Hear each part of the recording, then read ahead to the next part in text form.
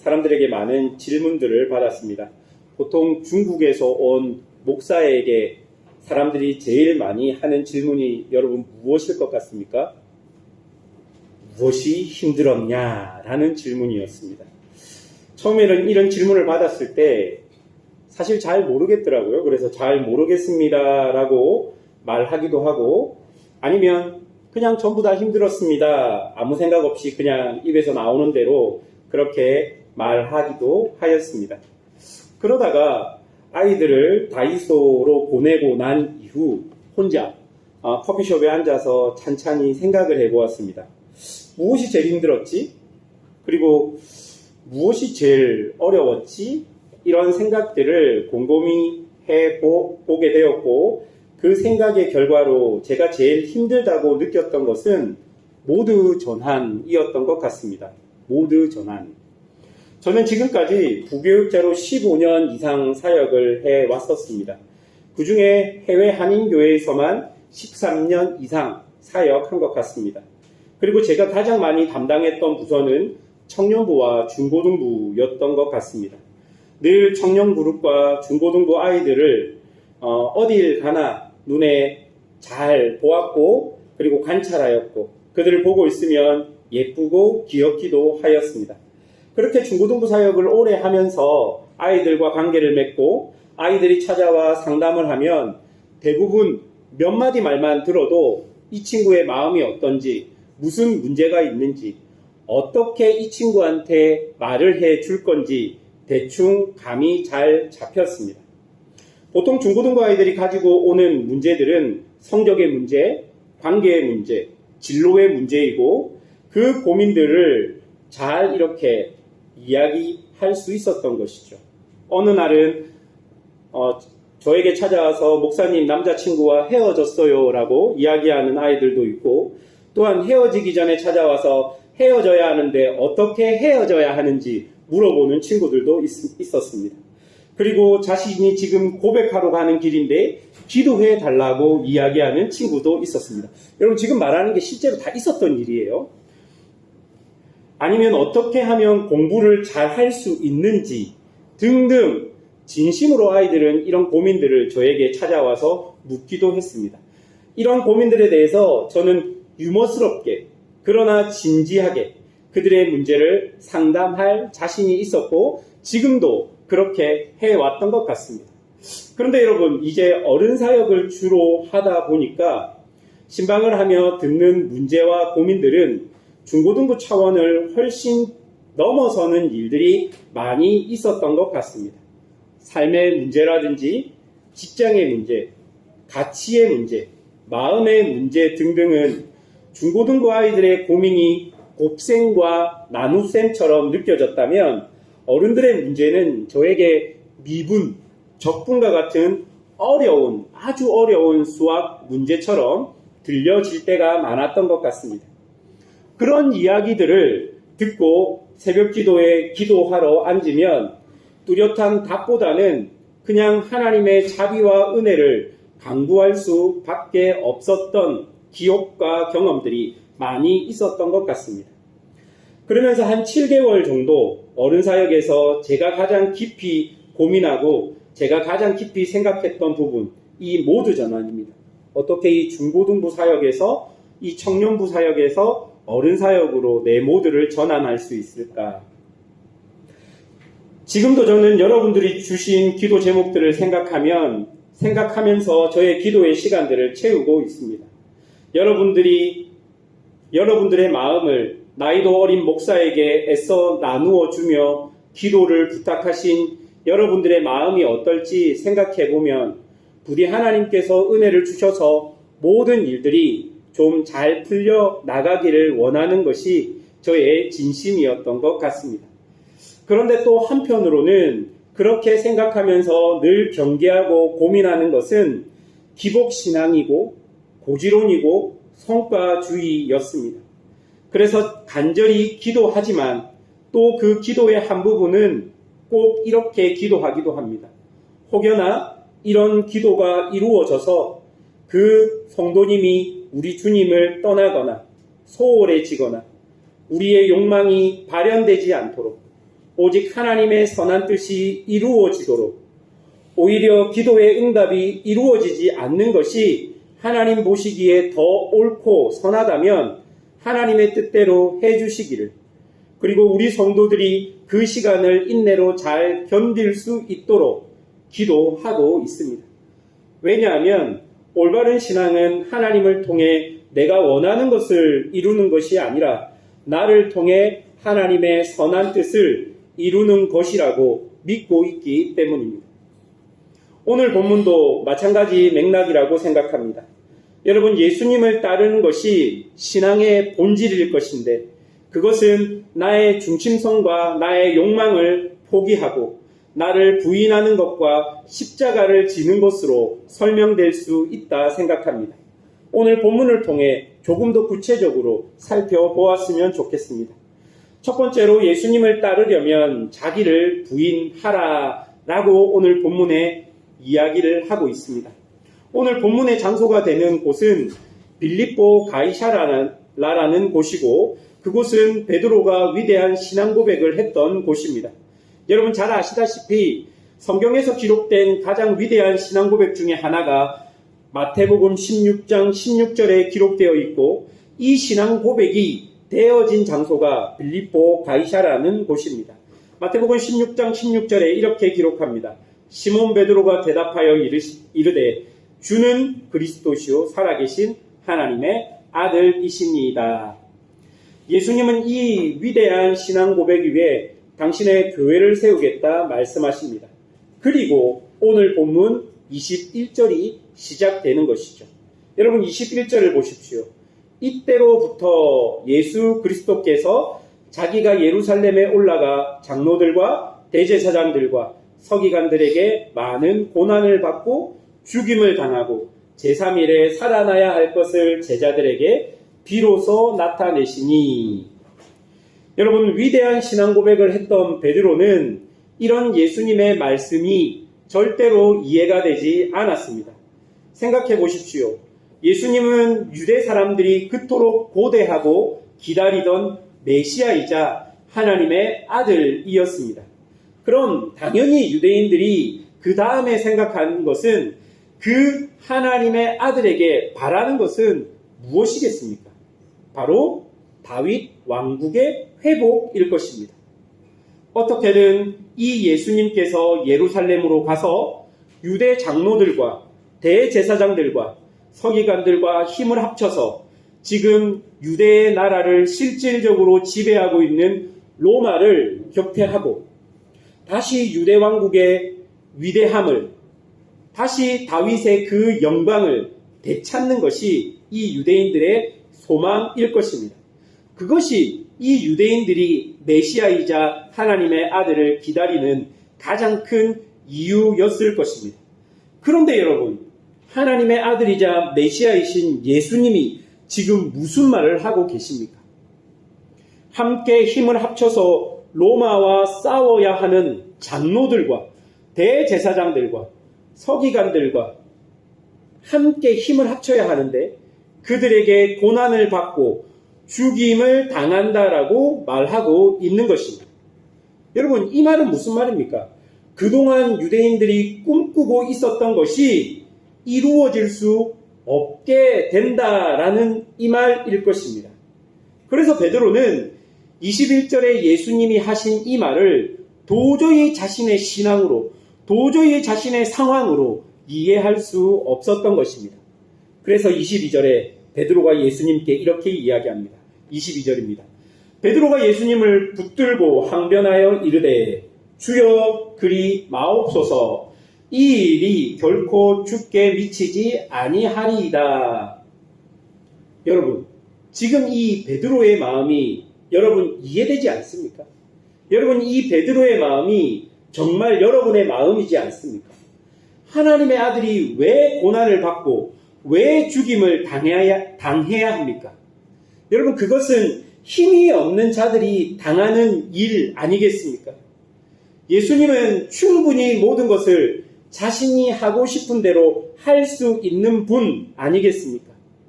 그런데 왜 그런 일을, 왜 그런 고난을, 왜 그런 되도 않는 일을 예수님께서 당해야 하는 것일까요? 여러분, 바로 이것이 오늘 본문 24절이 이야기하는 자기 부인입니다. 예수님께서 자기를 부인하신 것은 자신이 하나님의 아들임에도 불구하고 하나님의 뜻을 쫓아 십자가에 올라가신 것을 말하고 있는 것입니다. 많은 사람들은 하나님의 아들이 어떻게 십자가를 질 수 있느냐? 십자가에 달린 사람이 어떻게 하나님의 아들일 수 있느냐라고 질문합니다. 그러나 예수님은 하나님의 뜻을 쫓기 위해 하나님의 아들로서 자기를 부인하고 십자가에 오르신 것입니다. 그리고 그렇게 십자가에 오르신 예수님은 우리에게도 어떻게 이야기하십니까? 나를 따라오라 라고 말씀하고 계시는 것이죠. 그렇다면 우리에게 예수님을 따라 자기를 부인하는 것은 무엇이겠습니까? 여러분 23절 보십시오. 23절에 보면 베드로의 한 말에 예수님께서 이렇게 반응합니다. 예수께서 돌이키시며 베드로에게 이르시되 사단아 내 뒤로 물러가라. 너는 나를 넘어지게 하는 자로다. 내가 하나님의 일을 생각하지 아니하고 도리어 사람의 일을 생각하는도다 하시고.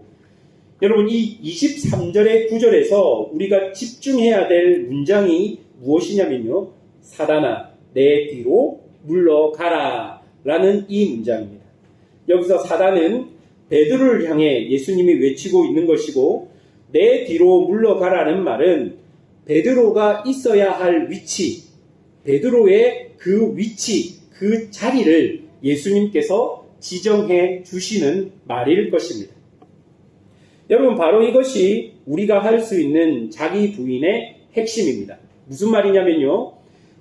예수님께 자기 부인은 하나님의 뜻을 쫓아 십자가에 올라가는 것이었다면 우리에게 자기 부인은 하나님께서 나에게 주신 자리에서 나의 역할을 감당하는 것이라고 23절이 이야기하고 있습니다. 그것이 사단아 내 뒤로 물러가라는 이 문장의 뜻입니다.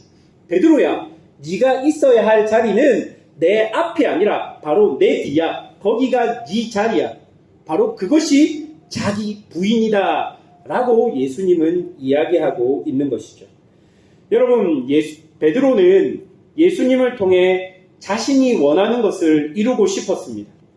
하나님의 아들 예수님이 정치적으로 왕이 되시면 자신도 그에 따라 권력을 얻을 수 있을 것이라고 생각했던 것입니다.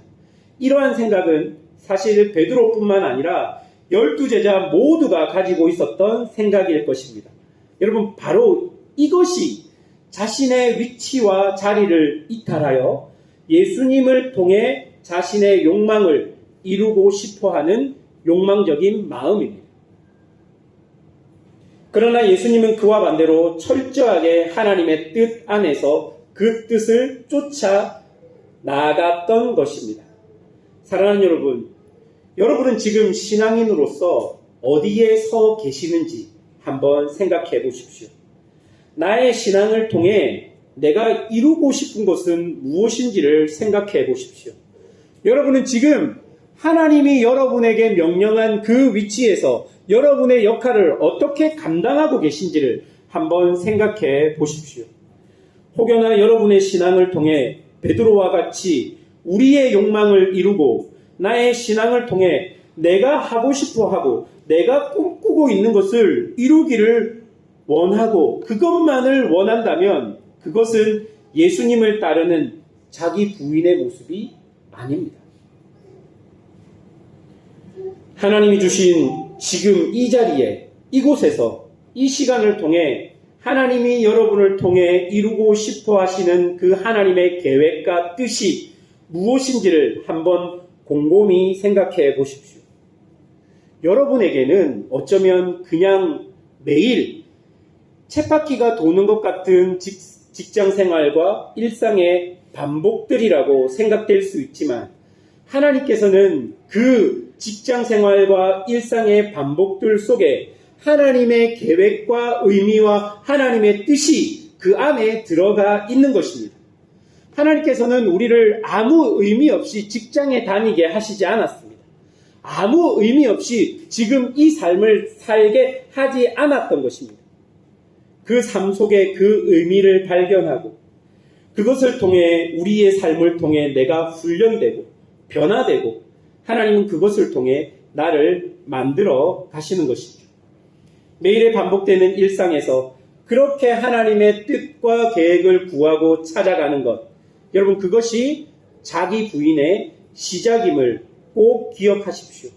그리고 이것이 예수님을 따르는 삶이라는 것을 꼭 기억해야 할 것입니다.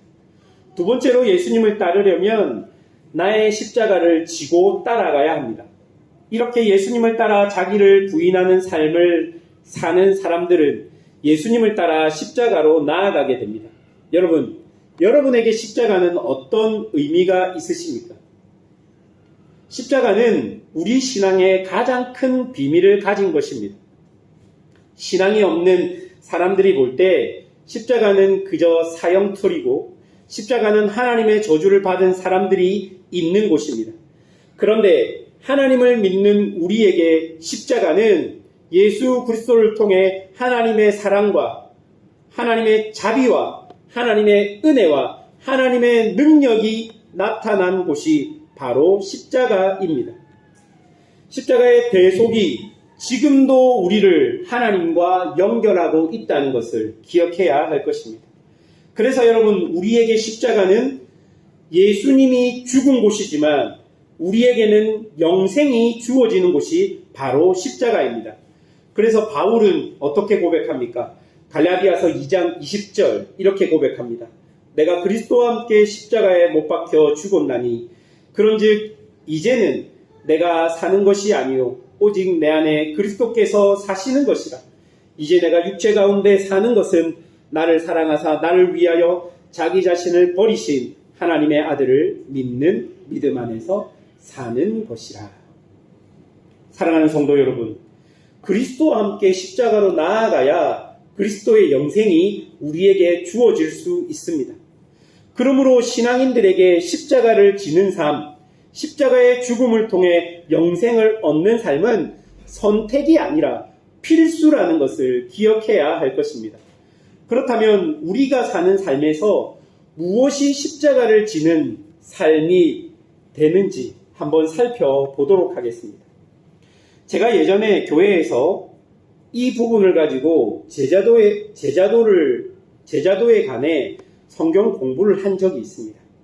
많은 여성 성도들과 함께 이 자기를 부인하고 십자가를 지는 것에 대해서 이 안에 있는 제자도가 무엇인지를 공부했던 적이 있습니다.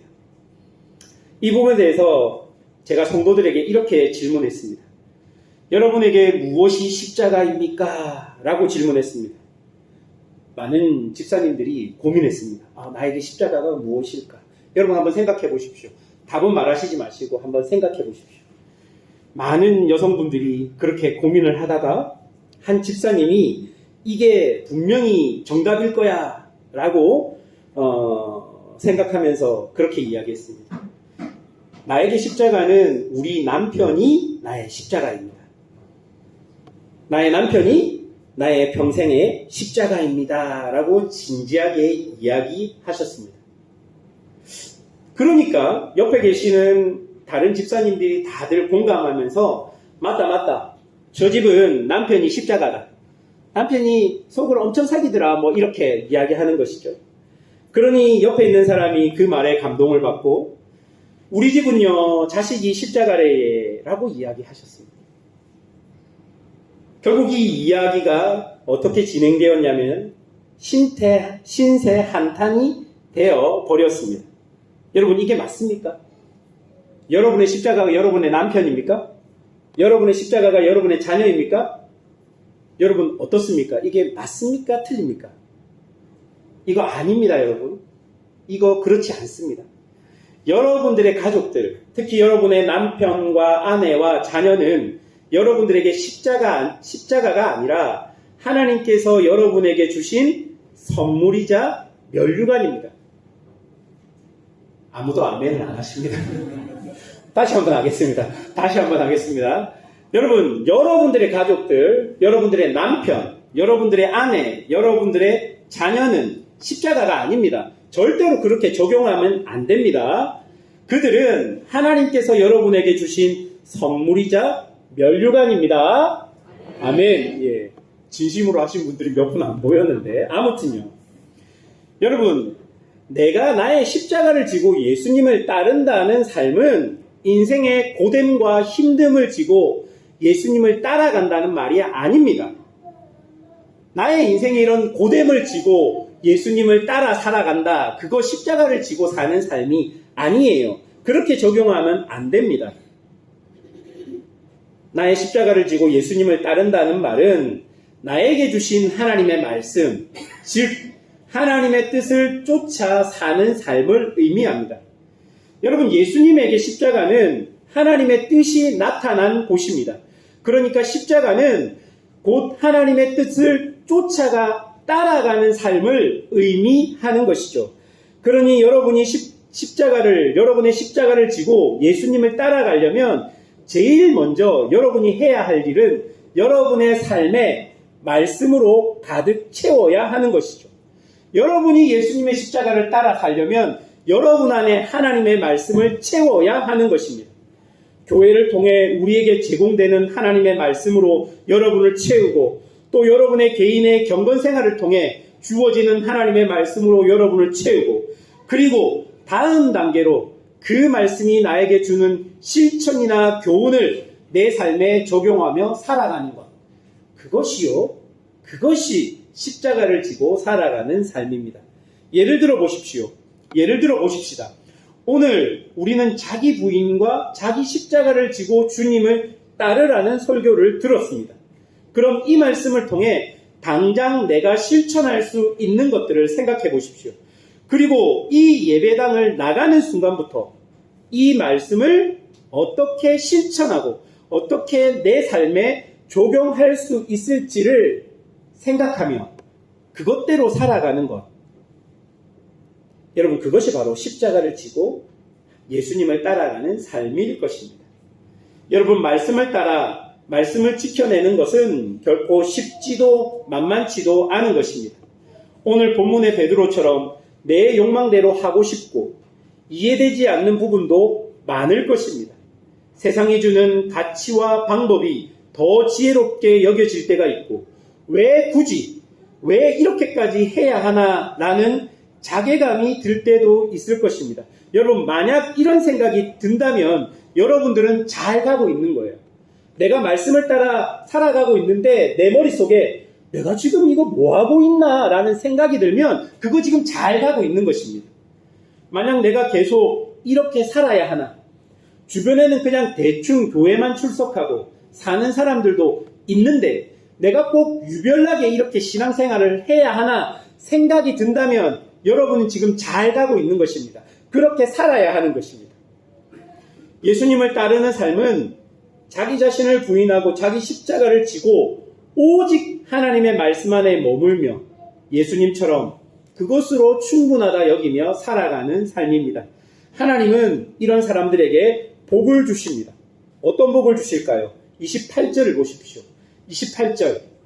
진실로 너희에게 이르노니 여기 서 있는 사람 중에 죽기 전에 인자가 그 왕권을 가지고 오는 것을 볼 자도 있느니라. 하나님께서는 예수님을 따라 사는 사람들에게 하나님의 영광, 즉 하나님의 통치와 다스림, 하나님이 살아계심을 보여주시겠다 말씀하십니다. 여러분, 오늘 본문 16장이 마치고 그 다음 장 17장을 보세요. 17장을 보시면 예수님이 베드로와 몇 명의 제자들을 데리고 변화산으로 올라가십니다. 그리고 그곳에서 베드로와 몇 명의 제자들은 예수님께서 영광스럽게 변화된 모습을 보게 됩니다. 즉 예수님을 통해 하나님의 영광을 보게 되는 것이죠. 여러분, 이런 일이 우리에게 지금 우리의 삶에도 일어나겠다 약속해 주시는 것입니다. 또한 여러분, 십자가의 결국은 무엇입니까? 십자가로 끝나는 것입니까? 아닙니다. 십자가의 결국은 부활입니다. 즉 하나님의 영광이 나타나는 사건임을 우리가 기억해야 합니다. 사랑하는 여러분, 십자가를 통해 부활을 이루신 예수님은 하나님의 말씀을 쫓아 살기 위해 애쓰고 노력하며 내 삶의 한 절이라도 주님을 따라가기를 원하는 사람들을 그냥 내버려 두지 않으시고 꼭 그의 삶을 통해 반드시 하나님이 살아계신 것을, 그리고 하나님의 영광을 나타내시고 보여주실 것입니다. 그러니 여러분, 충분히 자기를 부인하고 십자가를 지고 살아가는 삶이 매력적인 삶인 것입니다. 여러분, 이 삶은 세상 사람들은 전혀 모르는 것입니다. 믿음이 없는 사람들은 도저히 따라갈 수 없는 삶입니다.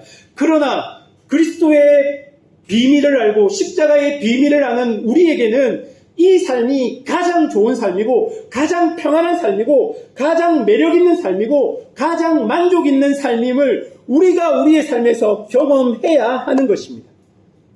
그것을 경험하기 위해서는 하나님의 말씀대로 살아가는 방법밖에 없습니다.